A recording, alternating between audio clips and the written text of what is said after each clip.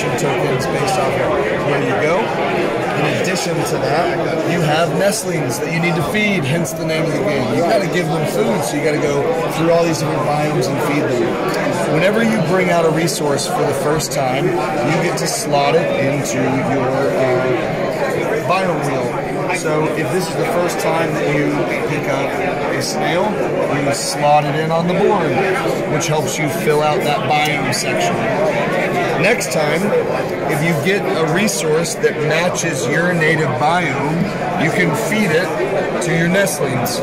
You'll always get 2 points, but in addition to that, you can get bonus points for feeding it into a place where you have a lot of different resources locked in. So I'd get 2 points plus 4 extra bonus points for having 4 in that biome. So I'm not only trying to complete goals, I'm also trying to create combos on my board here as I feed my nestlings.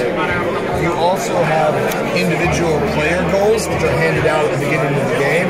They're public, and they give you particular resources, one from each biome, to target. And it gives you a little bit of focus to where you can kind of narrow in, and you're not paralyzed from the beginning. You have kind of like a mission in mind for what to do. But because players know what you want, there's always this push and pull of what you're trying to get versus what they're trying to get. There's some ways around that. If you ever really need a resource, you can use 2 of your dice to lock away in an area that you haven't put a dice yet.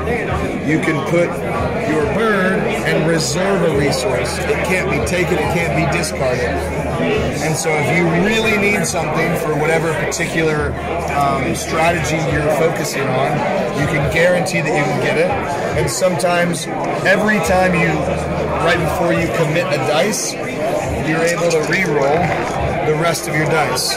So then maybe you get what you want. But if you still don't have what you want, you, up to 3 times a game, can drop that down, lose a point by the end of the game, but put it to an exact resource that you need to where you can lock it in to where you need to go.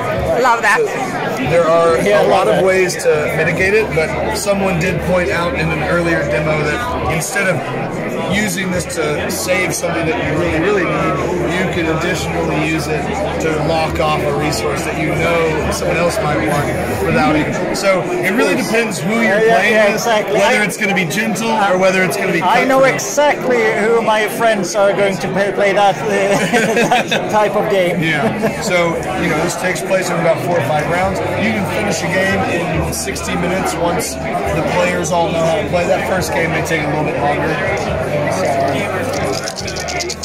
Really nice.